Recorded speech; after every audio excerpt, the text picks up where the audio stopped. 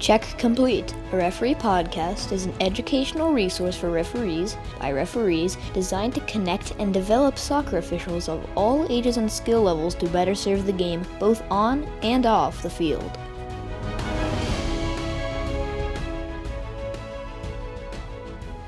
It's the first full official episode of the Check Complete podcast. It's happening. That's Brendan, right. it's happening. It's happening. It's happening. I'm Gordy. Stay calm. We are here, and we are super excited for the first full episode of the Check Complete podcast. We've got a lot.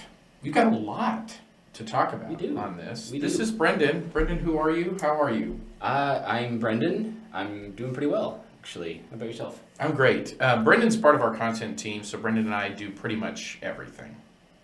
Just about. Yeah. Our camera technical operators are giving us dirty looks. Mark and Mr. Hunley are, they do a lot more than we do. But we do work a lot on the content. But yeah, we're excited for our first full episode. This is good stuff. We're super pumped about this. But your background, you refereed for how long? How long have you been doing this? I've been a referee for about 11 years. Okay. Instructor? Instructing for about 2 to 3 years. Okay. Yeah. There you go. And you're Irish. Yes. Right? Yes. My parents are from Dublin. Dublin. Yes. Dublin. So this is like your month, right? Pretty much, yeah. We got St. Patrick's Day coming up. What date is that again? That is March 17th. March 17th. Are you doing anything? Do you do anything for that? Is there anything exciting that happens from? No, not a whole lot. We Americans actually celebrate a lot more than we do. We just tend to cook some potatoes and call it a day. You know? Cook some potatoes. Cook the spuds up there. I am prepared to eat my weight in Shamrock Shakes. It just, as the kids would say, it just hits different this time of year. That Shamrock Shake, I don't actually think I've ever had one of those. Really? Maybe this will be the year. Let's make it happen, Captain. Well, so it's your month. We're excited about that. Enjoy that. It'll be wonderful. But we got some great content for today. Our first segment that we're excited to talk about is we've labeled this Wisdom from the Bleachers. Okay? We're using the term wisdom loosely here. Yeah. Those of us that have been involved in refereeing know, and even if you're not involved in refereeing, if you're involved in any aspect of sport, you know that there is less than desirable phraseology coming from the bleachers. Can we put it that way? Some would call it criticism. Some would call it just straight up mean, not nice things. So we've heard quite a few of these. I'm going to lead off with a couple. And really, we're going to intro this segment, and we really want you, our listeners and viewers, to write in with some of your favorite / least favorite / most memorable wisdom lines that you've heard from the bleachers over the years. There's a couple that Brendan and I were talking about before this. There's one for me several years ago at a high school game. It was a large student section, and it was shortly after the redesign of the uniforms, and the uniforms were redesigned for a rather slender fit, okay? And I am, I don't know why you're laughing. I am working on becoming more slender fit.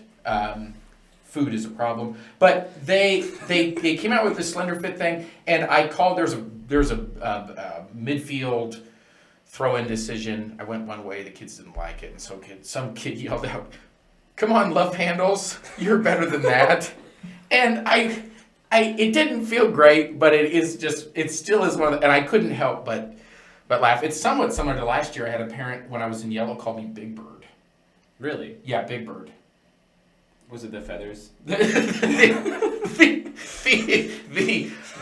the boa that I had wrapped around me was probably not helpful. But no, I was wearing yellow but you have a story. Yeah, no, I had a great one. This was years ago at the Regional President's Cup tournament. I had a under 13 boys game. It was the last game of pool play. Both teams had lost their 2 prior games, so they weren't going through. But these tournament officials hyped these games up. We went into this thinking they were going to be the most difficult games we'd ever done. And I had just upgraded to grade 7 back when they had that. So I walked onto that field expecting the World Cup final, and I was Pierluigi Collina. The Irish Pierluigi. The Irish Collina. Yeah, it was a recipe for disaster, and that's just about what it ended up being. I had 9 yellows and a red card, and this poor under 13 boys game. Oh my goodness. And so we're in the second half, and the ball goes out for a throw-in on the spectator side. And I hear a dad yelling, he's like, "Sub, referee, sub." So I'm like, "What?" Okay, turn around, and there's subs up at the halfway line. So I'm like, "Oh, okay, yeah." Blow the whistle. Guys, come on. Turn back around. The dad goes, "No, referee, I meant sub for you." For you! I did crack a smile. I had to at that point. That's a He pretty had good me. line. That's a pretty good line. That's good, yeah. The other two that stood out in my mind as we thought about this was several years ago I was at a state championship soccer game. This is when I was much younger. My dad and I were there. My dad was a local high school coach, and so we were going to watch this game. And a ball had been hit with not much weight on the pass or on the shot, and it barely crossed over the goal line into the goal mouth. And somebody with all the conviction behind them, like that one meme says, that like, "Go live today like you're a 4-year-old in a Batman t-shirt," like that kind of conviction behind it, like, I don't care who hears this. They yelled, "It's not a goal, it didn't hit the net." Well, That- right, weren't they? That was me yelling. Well, we do have a proposed rule change segment here coming up, so maybe that is one of them. But that was a new one for me. That's some wisdom I had not heard. And then the other one, this actually comes from the other sport that I referee, basketball. It was in a middle school game, and this girl, it was a tragic situation because she came down with the ball and on a rebound, I believe, and she begins to take a step and she ends up twisting her ankle and stumbles without putting the ball down, so she ends up traveling. So she twists her ankle and we give a traveling call against her, which is... It's just on par with how you referee. Little salt in the wound there, if you will. But anyway, so she and her mother is about 4 rows behind me in the bleachers. I'm the trail referee off to the back, to the side here. It happened over in front of my partner in lead.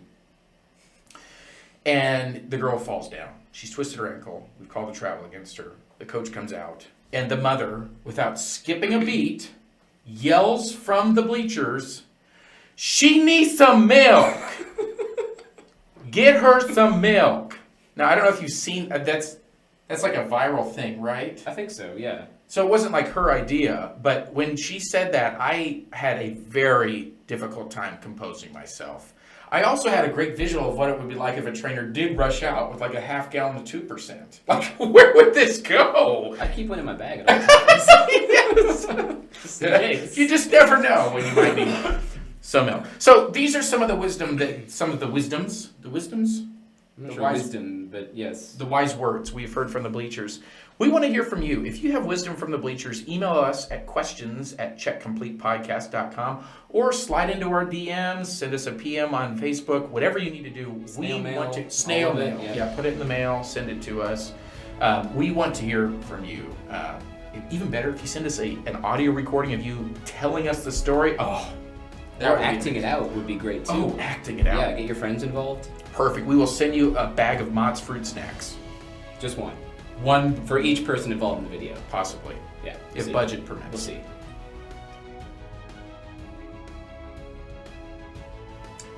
So the NCAA has just recently announced proposals for rules changes to come into effect in fall 2022. These have not been voted on. They are being considered and potentially implemented for this fall. So we're going to announce these. I guess they're not overly groundbreaking, but we're going to go over these just briefly. And then we do have a few that our listeners have proposed and we have worked diligently on as far as rule changes we'd like to see this Yeah, year. we have So- some excellent content to be implementing here. Yeah, absolutely. So a lot of what this pertains to is overtime. Okay, so in the past, overtime in college soccer has been 2 10-minute overtime periods, and it's golden goal. Okay, you can't say sudden death anymore. It's not politically correct, but it's golden goal. And so if you score, you win, right? You score, you win. Yeah. So the proposed change is for the game, if it's tied at the end of regulation, then we just go home in a tie. And that's for regular season For games. regular season, right. Regular season games. For postseason, we would do, again, this is the proposal, would be 2 10-minute overtime periods played to completion, so if a goal scores or whatever, then we just keep going, okay? And then if we're still tied at the end of those 2 10-minute periods, then we would go to kicks from the penalty mark, okay? So that's one of our big changes. I mean, I like that. I do. Yeah, I do. I mean, plenty of times we do, 120-minute games or 110-minute games during the regular season on a Wednesday night when both teams don't score and it ends in a tie. Right. I think it'd be good to do that. And then they were talking about as well making draws worth points as well. Is that correct? I have no idea. Okay. Yeah, that might be the case. I really don't know, but it could be. Which we actually have a rule change proposal about that here in just a moment, as far as if the game does end in a draw. But we'll get to that in just a second. So I like the concept. I like the concept of that. I think, I think that would be good. I think that would be good. The other changes here pertain to re-entry. So in college soccer right now, in the first half, you cannot re-enter. In the second half, you get one re-entry. And so the proposal here is that we would essentially say each half you don't get to re-enter. It's a replication of the first half. Yeah. Once you come out, that's it. You're done. Game over. You're done. Okay, yeah. So that's the proposal for re-entry. And then the last I guess there's two more. Video review. So video review was implemented in college soccer 2 years ago? 2 years ago, possibly. Should have fact-checked that. Along with someone will fact-check us. Most everything else we say, probably. But video review, they're thinking about, it's been 5 items that could be reviewed, or 5 situations. They're thinking about expanding to review whether a foul occurred inside or outside the penalty area. Yeah, currently that's not reviewable, and there's been several mistakes that we've noticed when we've been watching, whether our games or other people's games, where that's a simple video check to fix it, and they haven't implemented that yet. Right. And that, of course, implies that the video is accessible at field level, and that the facilities actually have those capabilities. That is which more and more are getting. Yeah, a lot more are getting. Right, at all levels. It isn't just the Division I specific. It's not like an iPad at midfield on a ladder anymore. Right. I mean, it could be, if that's conclusive. And the Zoom function is a lot better than it used to be 2 years ago. That's true. That's true. Yeah. Protests. The last thing we protest is that the committee proposed expanding the protest rule to include review of violent behavior, VB2, and fighting red cards. So essentially what they're saying is, if the on-field crew deems that what occurred was violent behavior 2, they are proposing that the team who was on the receiving end of that punishment could protest that, and it could be downgraded to violent behavior 1. Yeah, so those two have to be, if we give a red card for fighting or VB2, we have to let the coach and the scorekeeper know on the field. Right, that's our decision. Before the ball restarts, play restarts, right. So those are, and we'll see. Hopefully, we're really hoping to have some people that are smarter and more important than us get on to talk about these changes when they are implemented, whatever the NCAA officially decides to do. So we'll come back to that when we find said people. Yeah, well, we have a couple in mind. But we did reach out to some of our listeners to see what kind of real changes would you like to see. And I will tell you, it is a mixed bag of results, okay? And I am here for it. It is wonderful. So I think we need to bounce between more of the serious and the fun, because there were some serious ones that actually weren't bad. Actually, yeah, there's a couple of them that I really liked. There's a few that are horrendous, but But there still would be a lot of fun to watch. It would be That's right. Okay, so one that would be interesting, and I know that soccer, and not just soccer, but all sports have been kind of asking for this kind of thing, would be a post-match. This isn't really a rule change during the game, but something that could be implemented in the game. A procedure change would be a post-match interview with the referee crew. At all levels. All levels. Especially the youth levels. Especially the youth levels. Those refs need to answer. Karen wants to know why little Johnny called that foul in the 10th minute. Yeah, that would be interesting. But I think at the higher levels, that could be something that would be interesting. I know that they're allowed to speak with pool reporters or things like that. Yeah. Well, a lot more goes into making those decisions than a lot of people realize. Right. And if referees had a platform to sit there and say, hey, well, this is what went through my head while I made this decision, I think that'd help refereeing a lot in any sport. I would agree. I think getting into the mind of the referee is really helpful to understand all the considerations that go into split-second decision-making. And it's been helpful for us in our development to see and hear, and you can hear some of the communication device conversations from the MLS or other whatever domestic leagues that you prefer to watch. those things are fascinating and really give us some insight into how the decision-making process is made, not just individually, but as a team, as a crew. I don't think they should publish all of those audio clips because I'm sure Why there's... not? Why not? Full transparency. I think the legal department at Pro would have no answer. No, but I don't think all those. But I mean, there's those key moments and things. They do record all of that, but especially around the incidents that involve VAR and things like that, to provide some transparency. And they did it actually in the MLS back tournament. They did do some kind of live cut-ins to the conversation between the referee on field and the video assistant referee to talk about. To hear their conversation and to talk about what are they experiencing, what are they walking through, the pressure of that. And you can hear as they go from running up and down the field at full sprint to steadying their breathing and mentally engaging in looking at a monitor. It's a fascinating thing, and I think it could give some insight to the common fan about what goes on there. I think people want it for accountability, to go, well, we want to hear you say you made a mistake. I think the post-match interviews would actually reveal that referees are right more often than not, and the considerations. Everything sounds black and white, as a lot of fans think it is. And there's a lot more. There's a lot more gray, and I think if the referees are able to get up and describe that, it's gonna be a lot more beneficial, I think, to the game. I agree. Mm-hmm. So, should we go to one of the funny ones? So this one I think would be great. In extra time, every 2 minutes that passes by, a fan replaces a player on the field. Yeah. Especially in international matches. Especially. Like if a team has had to travel for 400 miles and they've only brought their ultras, can you imagine after 2 minutes that they start coming on the field?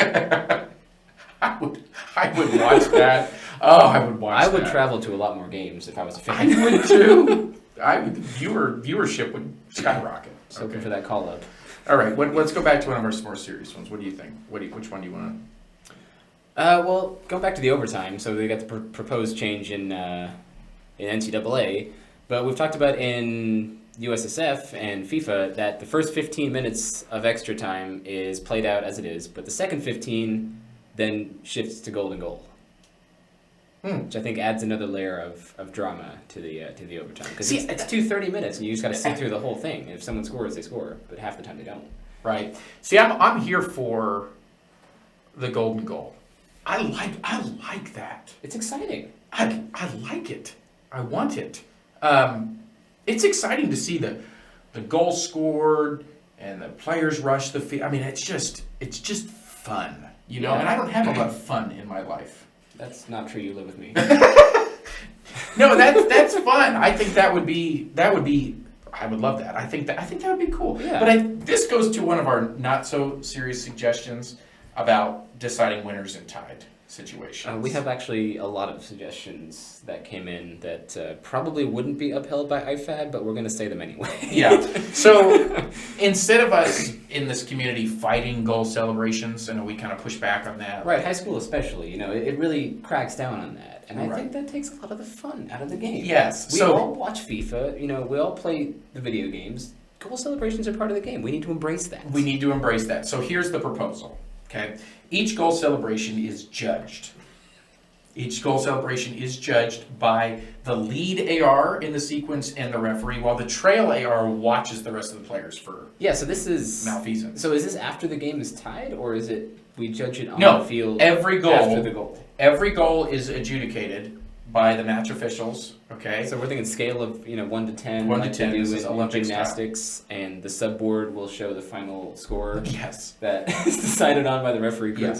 Yes. I like that. So they're judged, and there needs to be, you have 1 minute from the time the ball goes into the net. I'm sorry, I misspoke. You have 2 minutes from the time the ball goes into the net until you didn't need to complete. Till kickoff, till the next kickoff. Till the next kickoff. And you have a 2 minute window, no props allowed. And no fans allowed. No fans are allowed to be participating in this, okay?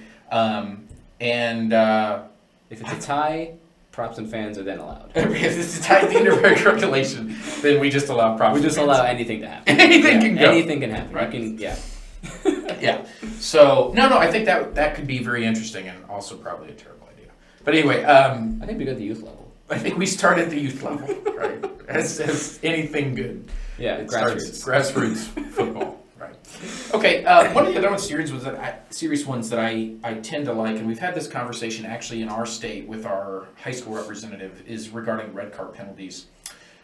We've had a few people that have chimed in on this, and we're not talking about things that are violent behavior, violent conduct, serious foul play, things like spitting at, biting, those kinds of things. A lot of the straight red card kind of stuff probably needs to stay. That's going to stay as is. In fact, I think those should probably carry more weight, right? That's why in college soccer, violent behavior 2 and fighting carry additional suspensions. But what I'm talking about are things like a second yellow or something like dogso, where we don't have a violent offense that's occurred, or something that is, completely offensive, like offensive, insulting, and abusive language, things like that. I'm talking about second yellows, dogso.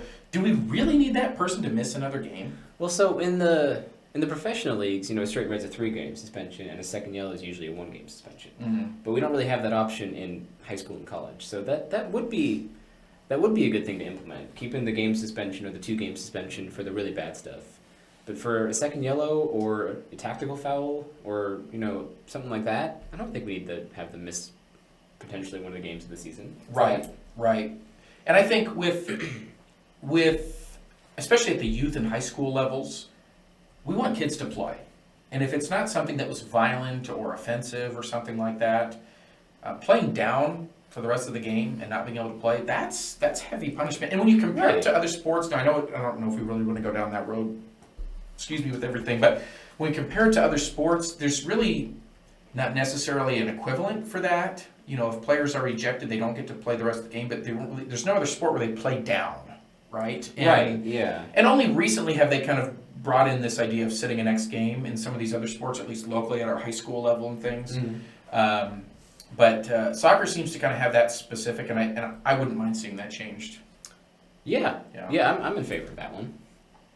Yeah, it was a good suggestion, whoever that was from. Was that me?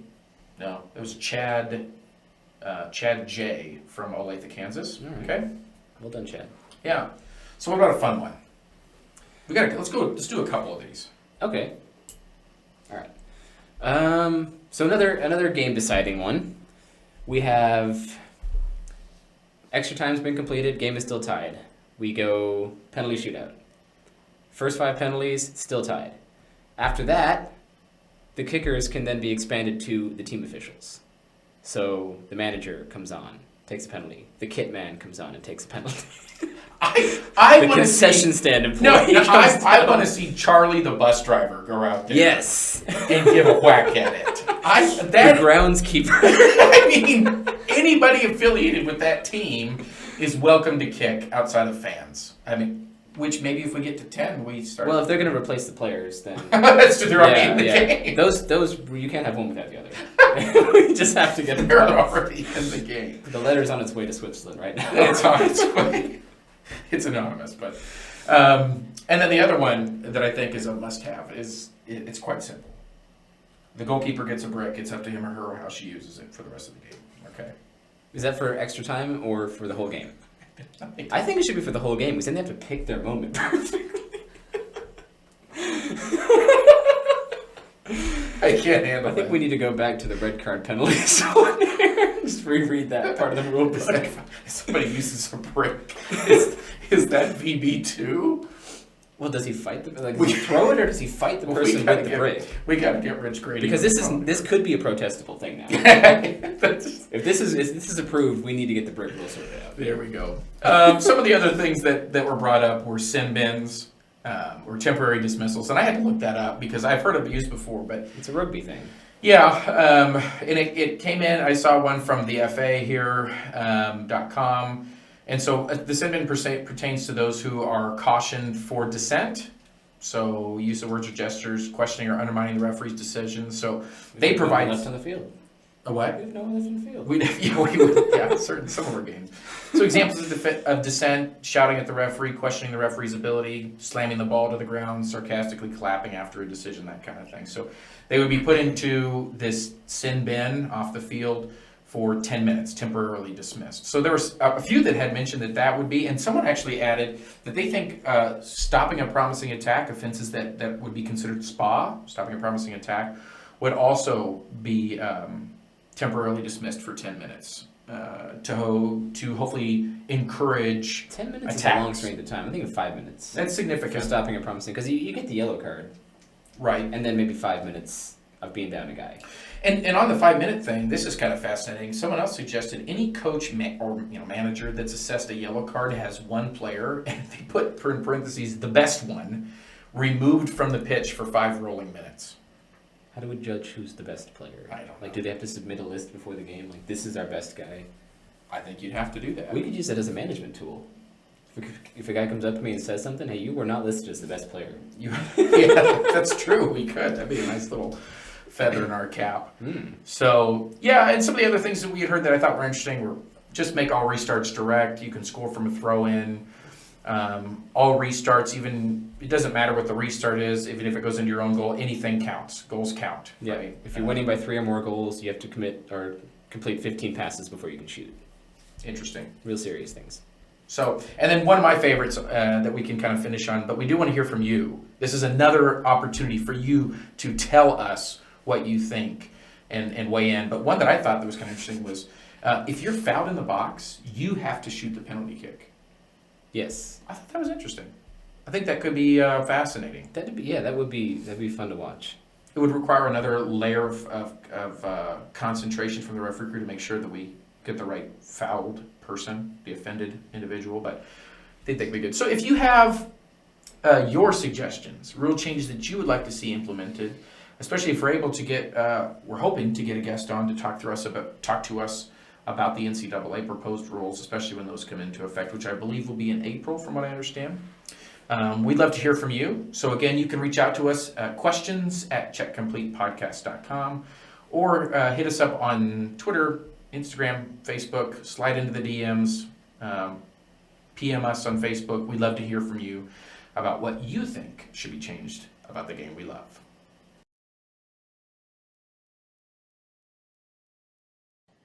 Okay, we're here with national referee and organizer of the Terry Vaughn Academy, Esad Omanovic. Esad, how are you, sir? Greetings up there in Des Moines, Iowa, right?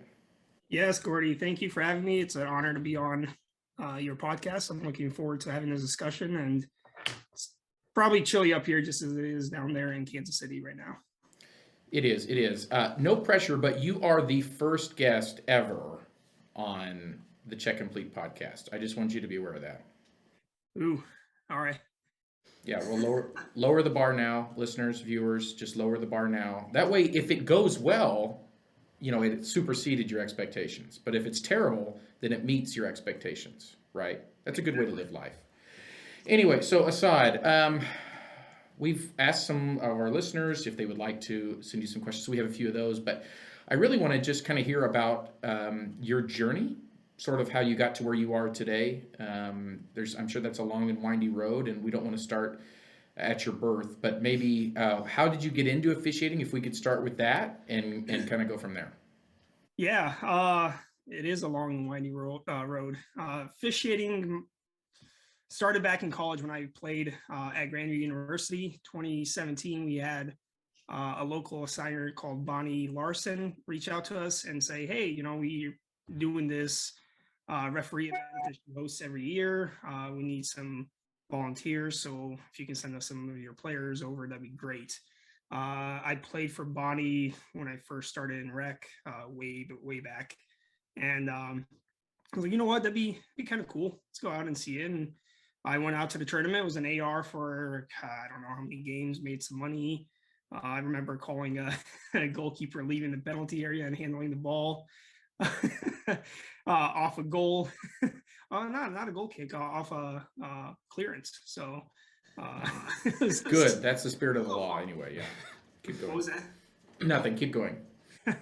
So yeah, I started off like that, and then Bonnie was just like, you know what, you're a college student, probably need some money. How about you think about us registering for high school and make $55 a game, that sort of stuff? And I was like, oh man, $55 a game. Yeah. That's the most money I've ever seen.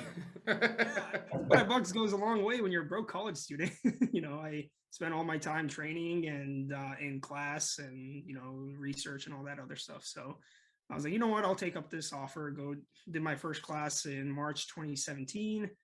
And then, 2022, here we are. So kind of a long, short road in a sense, shorter than most, but long in terms of things that I've done, the, games I've gone to, the paths I've kind of taken and that sort of stuff. So it seems long but short, if that makes sense, Sure. So yeah, 2017 is the first class I took, and then here we are. Wow. Yeah. Blessed. I mean, honestly, quite honestly blessed to be able to do everything I did. We'll talk a little bit about the Terry Vaughn Academy here and how that had a huge role in my development and how I got to be part of this, I guess, so yeah, I guess what else do you want to know about that path? Well, yeah, that's interesting. Brendan's going to have a follow-up question here just to kind of maybe expand on that a little bit, but it is, that timetable is interesting. 2017 through, and then, I mean, that's when you started, right? I mean, you'd never picked up a whistle prior to that. Never picked up a whistle. I think I did one game as a assistant referee for a friend. He called me up really last second. He was like, hey, you're down the street from me. Nobody showed up. Do you want to come out and help me? I'll pay you $20. Yeah, there you go. So that's cool. Let's go out and do that. So. Yeah. So that's 2017, and then 2022, you're at national camp for pro camp. Yeah, so 2017, and then 2021, I get an invite. I think it was November or something like that. Hey, I get this email. Congratulations, you've been selected for national camp. Here's the details. Here's when you have to fly out and that sort of stuff. So surprised, really pleasant surprise. A great start to the morning. Was not expecting it, but I've had a lot of people influence and help me along the way. So thankful for everybody in the journey, the mentors that have helped me, the feedback I received, the ups and downs. It looks like a straight path, but in reality, we've had a lot of these. Like, we can talk about a little bit about that. There's one game in particular that really stands out into, I think it was probably the most important game in my development, and probably wouldn't be here where I'm at right now if I didn't have that game. So yeah, I want to hear more about that game. But yeah, Brendan, why don't you ask that follow-up question here? Yeah, about your journey. Yeah. So we've got a lot of referees kind of in the same starting out spot that you came from, coming from being college soccer players and then transitioning to the referee role.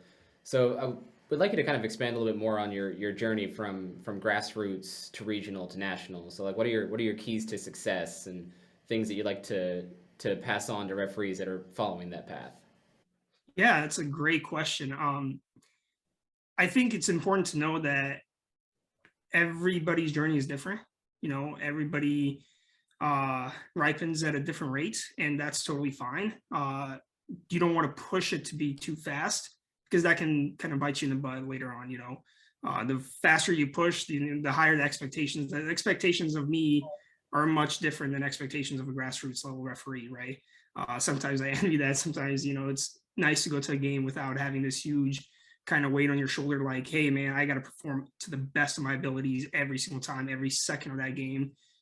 Every little decision I make is going to be kind of critiqued in a sense, not only by players, fans, spectators, but by myself. I'm probably my worst critic. I'll go out there, find the littlest things, and I'm like, no, that bothers me. I got to change that. So everybody's journey is different. I think mine, the playing pathway helped quite a bit, right? The football understanding. I played this game my entire life, understanding what it is expected out of referees, what I expected out of referees. I think a lot of referees say this, but they were probably the worst people to the referees. I don't know if I was terrible, but I can't remember I can't remember a game I didn't get a yellow card in, something along those lines where, and that stuff helps because now I know what to look for. The players are like, oh, I didn't do that. I was like, oh, come on, man, I did the same stuff. Come on, you can't get away from me. Right. I was like, I was better at it than you.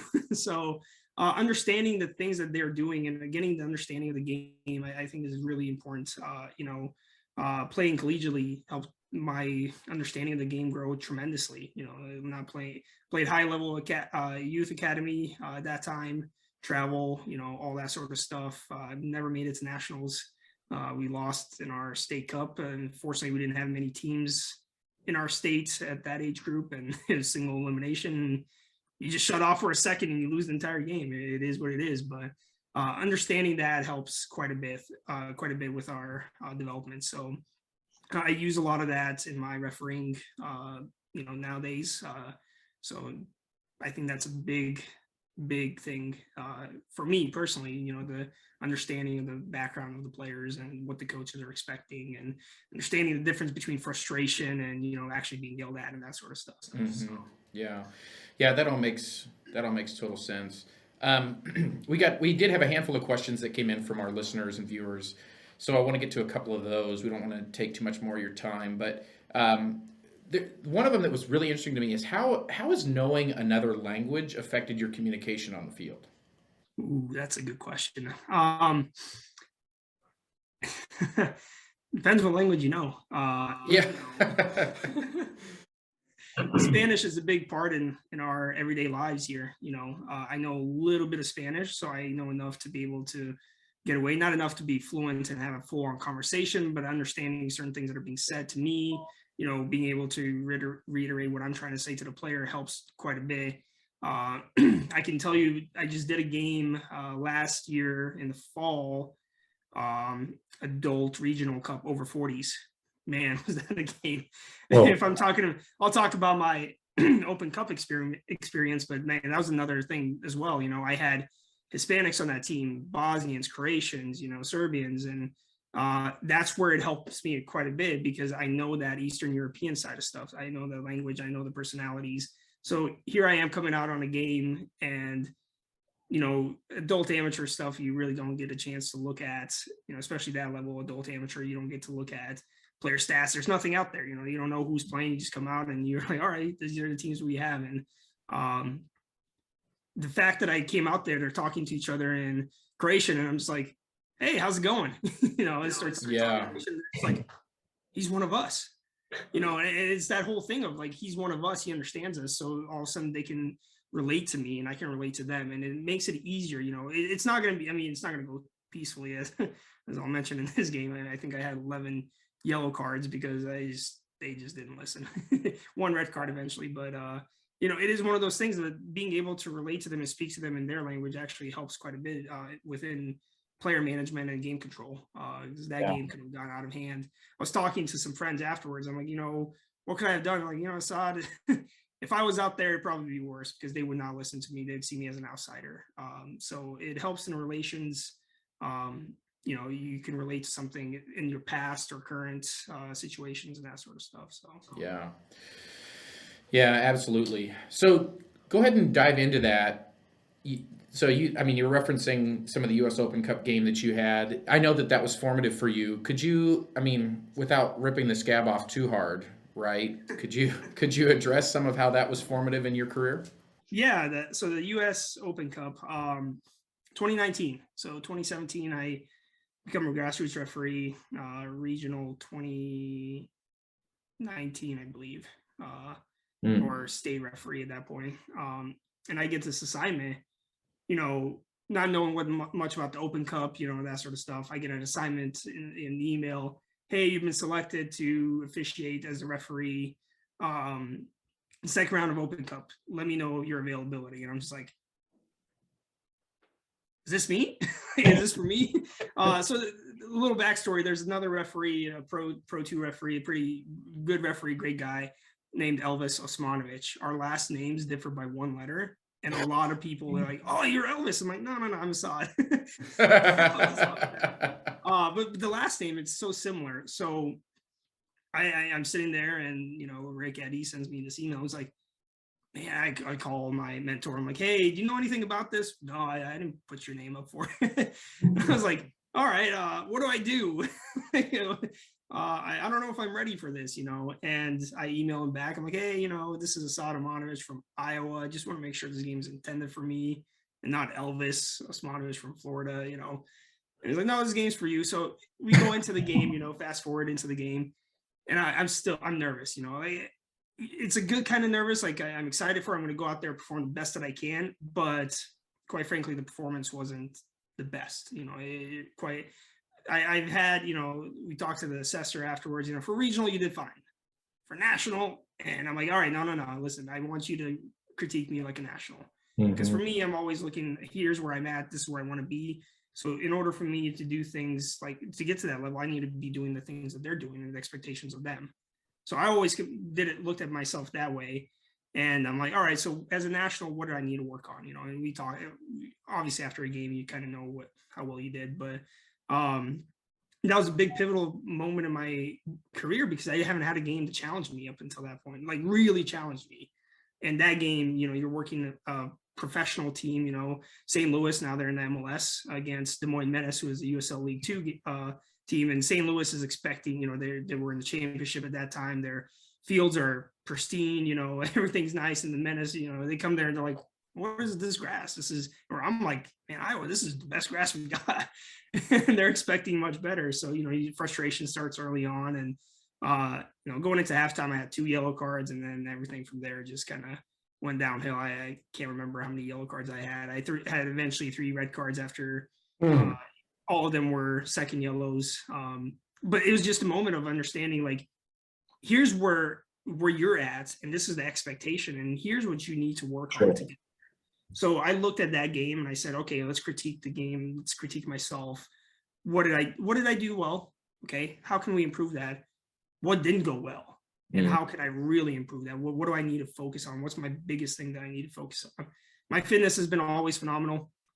So that was a level that I didn't really have to work on too much, but everything else, managing, talking to players, you know, making sure my message is being sent across.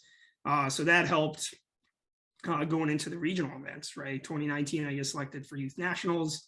And the big part of that for me was that game, learning who I am as a referee, learning not to change who I was. You know, you go into the game, they're like, this is what pro is expecting. And so you're just like, all right, you know, I want to get to pro. This is what I need to do. And it's like, no, be Esad. Be who you are. Be the referee that got you this game. Don't change what you're doing on a brand new game. Just do what you do well. And that was a big learning moment for me, was like, you know what?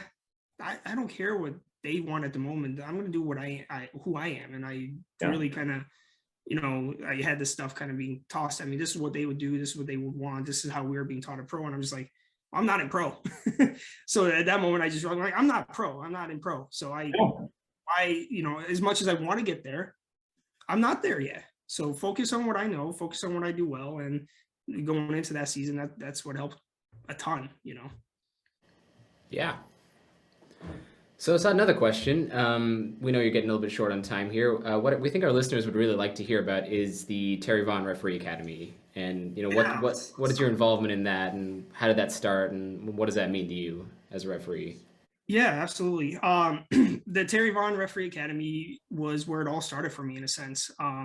2017, you know, I take my first class. 2017, we go into the Terry Vaughn Referee Academy that year. No idea who Terry Vaughn was. You know, I'm coming into the brand new referee, don't know anything about refereeing, and I'm like, all right, let's go into this event. And I still remember a video. There's me with Rick Eddy walking around talking about 10 things referees can do without any skill, you know, or things like don't require any skill at all. And camera passes by, and here I am as a player, leather jacket, blonde hair, and it looked terrible.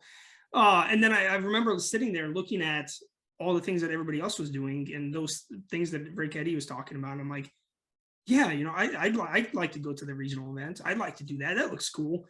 And that's where it really started off for me. And that's why I'm thankful for the organizers and Terry, obviously Terry being Iowa's first FIFA referee. He's a huge, big deal, you know, nationally, but let alone in Iowa. You know, he's one of the proudest individual out there. We take great pride in Terry. Terry, unfortunately, was diagnosed with Huntington's disease that ended his career prematurely. He's still alive, thankfully. Great guy, phenomenal guy. Got to know him a little bit over this last couple of years. But Terry's whole goal was to provide education, higher level education, to our referee community here that they normally wouldn't get. So fast forward to 2020, I believe. 2020 is when I got asked to help with the Terry Vaughn Referee Academy organization and all that. Obviously, COVID kind of cut it short, so we couldn't do that. So last year we brought it in a virtual setting, which was had a lot of challenges of its own, but I think we produced a great show. And, this year we're trying to do the same. We had over 500 participants last year virtually, and we're trying to bring in more. We have Joe Fletcher coming in this year to talk about AR stuff. Obviously, Joe Fletcher, the AR expert, coming in to talk about AR stuff. Mark Catalesic coming in talking about referee positioning, and things to look for. We have a couple other things, Margaret Domka and Sky Arthur Banning coming in to talk about mental health and officiating, which is a crucial topic. I think it's one topic that it's, drastically overlooked, and it's really important. We have Nisoa Ben Trevino. He's going to come in with a coaches panel. Pardon me, coming in with a coaches panel to discuss, referee coach relations and how we can improve that. What do coaches look for in referees, that sort of stuff. It's going to be great. And then we have Candace Farberry coming in to talk about women, mentoring women, another area where we really kind of lack in the referee community. I think nationally we have 12% women representation in refereeing. So what can we do to improve that? And what can we do to improve the relations between us and that community? So I'm really looking forward to the events. It's on March 12th, starts at 8 a.m. Central Time. It's going to go till about 4 or 5. Might have a hangout session, and yeah, really looking forward to it. I'll send the link on how you can register for that event. We still have plenty of room, so feel free to go in and register on that. Yeah, we'll post a link in our stuff as well. Encourage all of our listeners to tune in and participate in that. It's been a great event. We've participated in the past. It's really, really well done. We're excited to see this year. Well, there's a couple more that we want to ask just very, very quickly as we wrap up our interview. Thank you for your time, Esad. But I think a very pressing question that was asked was, someone wants to know, they need hair advice for maximum presence on the field. Lay right. What? Lay right. Right? Like the hair? Like, no. It's a brand. I'll send you guys. Oh, it's a brand. Are we allowed to talk about brands? Here's my Yes. Look good, smell good, feel good. All right. And as referee, first thing people are going to notice is your appearance, right? You got to look the part. And if you don't look the part, you're going to be judged from the first, before the whistle. So I don't know what I do with my hair. Sometimes it's just natural. It goes like this, but well, it looks beautiful. I'm happy to take questions afterwards. Yeah, well, you can find Esad on social media. What's your social media if people would like to reach out to you? Esad Omanovic. I am not very present on Instagram, Twitter, or Facebook. I do a lot of reposting. But I don't want to cut this short. I do have a webinar to get on too, so I don't want to be late to this. Please reach out to me afterwards. So I really don't want to cut this short, but I do have to go. Yeah, I know you got to get on there. So Esad, thank you so much for your time. We love you, buddy, and thanks for your input and all that. Yep, thanks, Esad. Best of luck, and we're looking forward to the academy this weekend. All right, buddy. We'll talk to you soon. Yeah. We'll see you. Bye. So we have a challenge for you in the 2 weeks in between episodes here, a week in between episodes. We have a word or phrase of the week that we'll present to you every episode that you need to try to work into your next round of games. So whenever you're working again, you just simply need to sneak in whatever word or phrase we provide you. So this week is, and then obviously we're going to want to hear. And we're going to need proof, too. We're going to need somebody to vouch for it. Ideally, that would be great, but we would love to hear how it goes. And it's just a little fun here. Okay, so the word that we're going to work in is malfeasance. Malfeasance, okay? What does that mean, Gordy? Malfeasance, so glad you asked, Brendan. According to dictionary.com, is wrongdoing, especially by a public official, okay? Which is what we are. We're an official, but not a public. I mean, I guess they're probably meaning more. Anyway, should look at public next time. Yeah. So malfeasance. If you can work in malfeasance for malfeasance's sake, then we would love to hear all about that. We want to hear back from you. We'll hopefully feature some of those on the podcast in our next segment. We want to thank you so much for listening to the Check Complete podcast and tuning in with us, whether it's through your favorite podcast listening provider or on YouTube. Be sure to follow us wherever it is that you quench your podcast thirst, and follow us and like and subscribe on YouTube. We're also on social media, on Twitter and Instagram at check_complete, and on Facebook at checkcomplete. We're going to put a few more links into the bios here, into the descriptions. some information about the upcoming Terry Vaughn Referee Academy that Esad Omanovic mentioned. So we're excited to hopefully direct some of you to that event. It's a great online event that you can tune in from the comfort of your own home. Also, be sure to send us, if you have any wisdom from the bleachers that you have remembered from your times officiating, any proposed rule changes, and obviously, of course, in the incorporation of the word malfeasance in your next matches. And then if we have any other additional feedback for us, we really do want to hear from you. You can, again, reach out to us over social media or email us at questions@checkcompletepodcast.com. If you have any negative feedback for us, please write that on the back of a pair of beeper flags and send it to our mailing address, and we will get right back to you.